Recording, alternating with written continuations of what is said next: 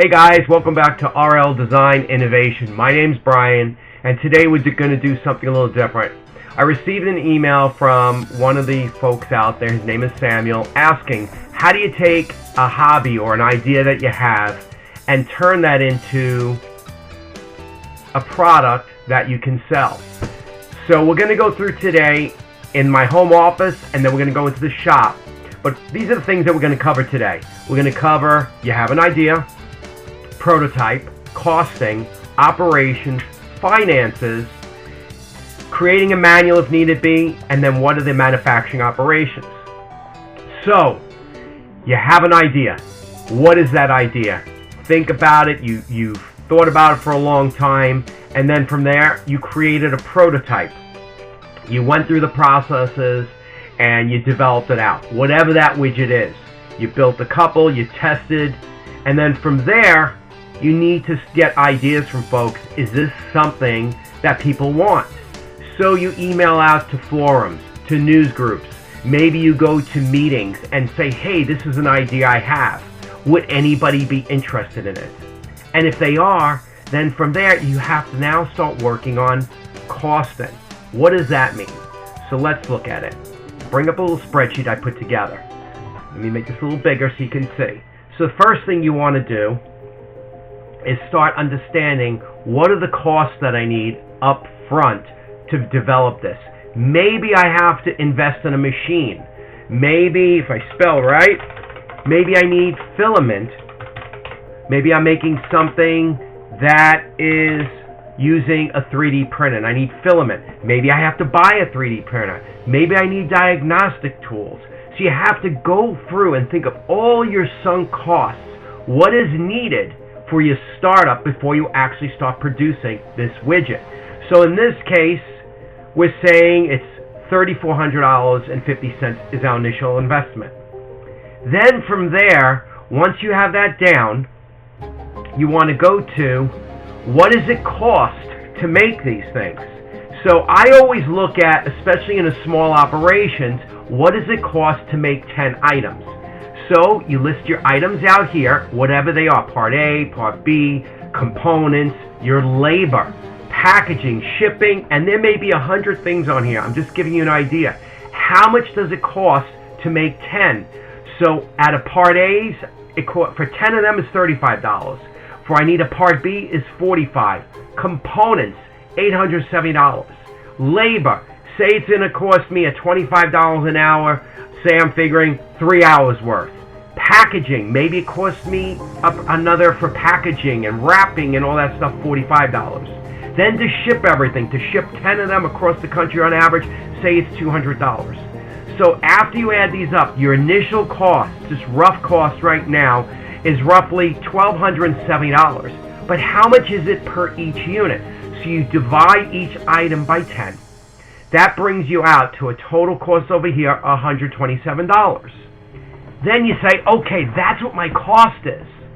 Now, again, in this case, we're not adding electricity, we're not adding heat or any of the facility costs. So you may have a line item on here, a flat rate as well. It costs me per day, if you're renting a spot and you could produce 10 in a day, I'm making it up, costs $200, just for argument's sake. So I would have rent, $200, add that here. Then after you have all those costs, it comes out to be, per each unit, $127. Then you say, how much money do I want to make? Average markup on products today, average, is between 20 and 30%. Now in some industries, it's a lot higher. In the food industry, it's double, triple, 200%, 300%, whatever. Let's just keep it simple and say 25%. So if we add 25% to that $127 price, we're looking at roughly a sell price of $158.75. So our markup in this case would be $31.75. But here's the thing. You have to also add to this, if you say you're selling on a site such as Etsy or eBay, you have to add in here, take into consideration, what are their fees? They have a marketing fee, a listing fee, a transaction fee, and for every time if you use a credit card and it's through them, a processing fee.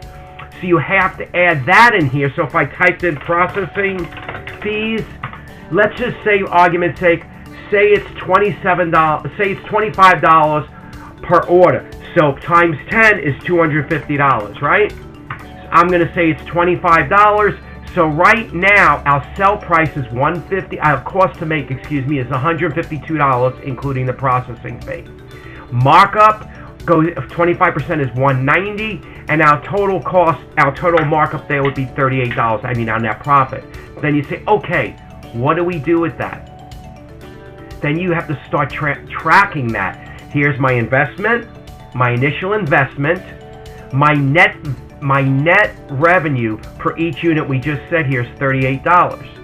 So if you want to see how long it'll take you to recover your initial sunk cost of $34.50, which we said, again, going back to cost, again, this is rough numbers, just we're throwing some numbers out here. Your total cost investment up front was $3,450.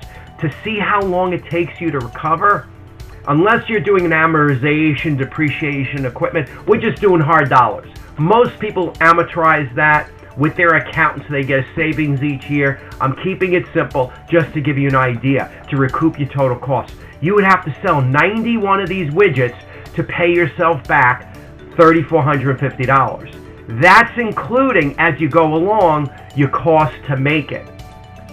Okay, so far we went through, you had an idea, you prototyped it, you asked people, would this be interested, you came up with a costing for it, you have a sell price, then what do?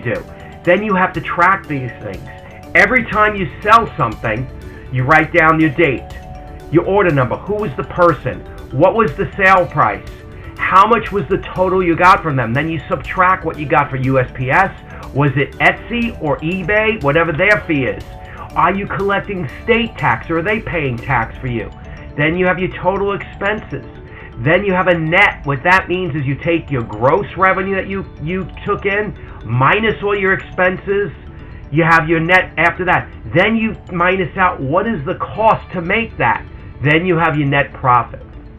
And then eventually, so say for instance, your total expenses here, say were $125. I'm making it up. You took in $175, okay? So your net on this would equal to total expenses here, say 50. So equals 175 minus 50, that's 125. And again, say the cost we said here was 152. My numbers are a little off, so let's make this 250. Okay, and we said was 152 to make. I'm doing this really quick. So 200 minus, and I'm making numbers up on the fly, doesn't match what I went before, just giving you an example. Okay, so your sale price, your total amount was 250. Sale price would be before you collect all the expenses. So what are you selling your product for? So say this was 225 and all the other expenses, let's do 200, I'm sorry. 200, all your total expenses were 50, so that's how I got to 200. So in this case, your net profit would be 48. Any comments you want to put in, then I always collect the email address from the person, so if I want to do newsletters and emails. So this is how you track going forward. So you have in this spreadsheet a couple of things. You have your costs, initial costs to start up. You have your revenue tab, which we went through. Your cost, your markup to understand what it costs you and how much profit you're going to make on each one, how much your sell price is, and then tracking your profit. Okay, now we're going to go. We're going to go into operations. This is real important.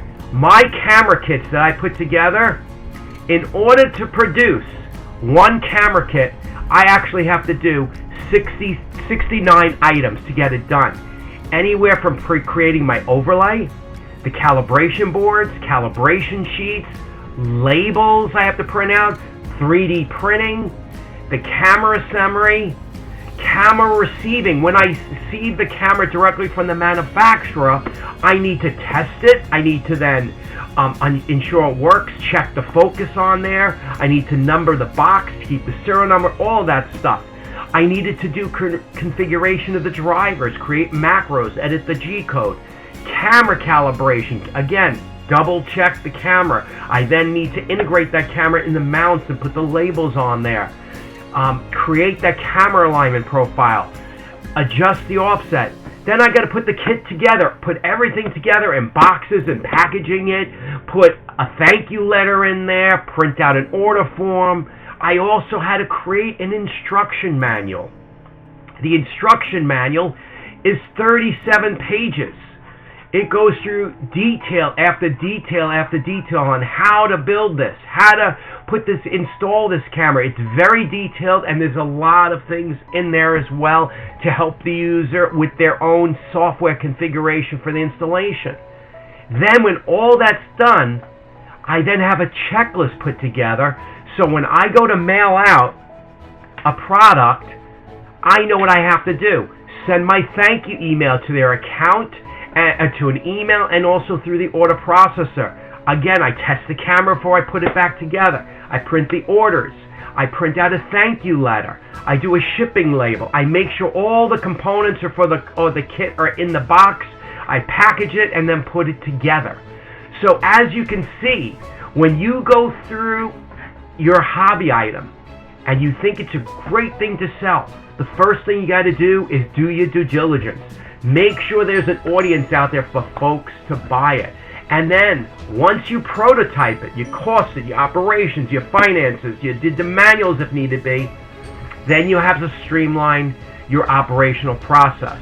We're going to go into the workshop to get to that point.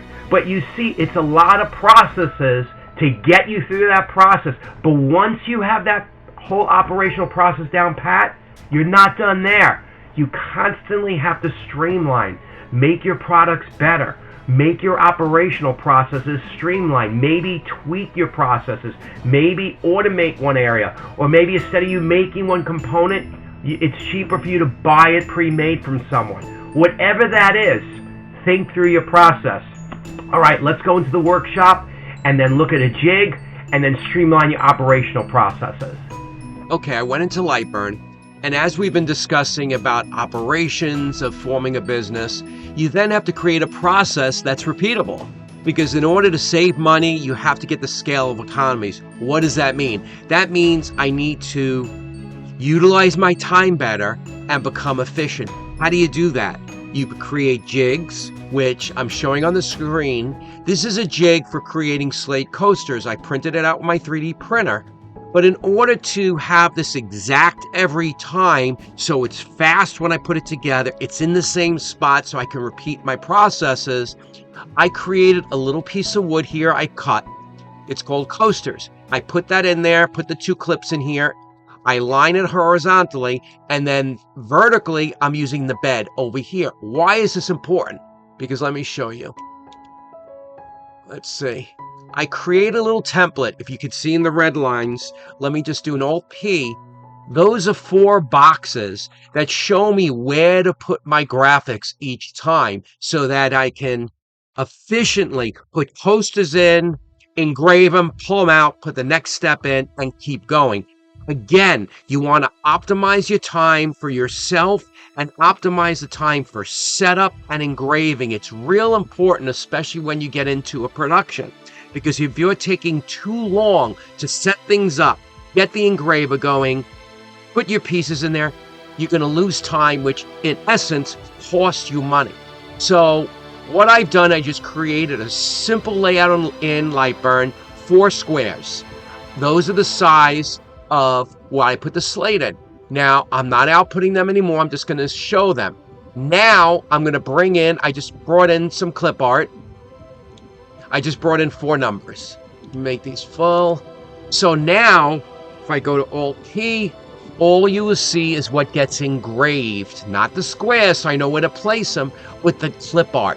Then once I engrave these, I then put the next set. If, say I'm doing a batch of 8 of these, put 4 in, engrave, pop them out, and put them right back into the jig, and then engrave again. So this allows you to efficiently keep your process of engraving. You're manufacturing now, and that's the whole thing.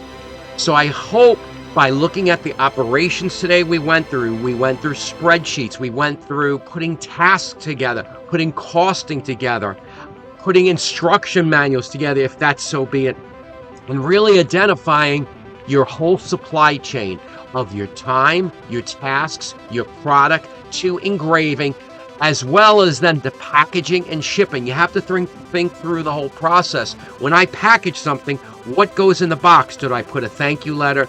Do I put an order completion letter? How do I pack it? How do I wrap it? Again, you want to create efficient processes throughout your whole process to optimize your time and your costs. So I hope this gave you a little food for thought. Thumbs up. Thank you. Please subscribe and keep sending those ideas in. This came from one of the users out there.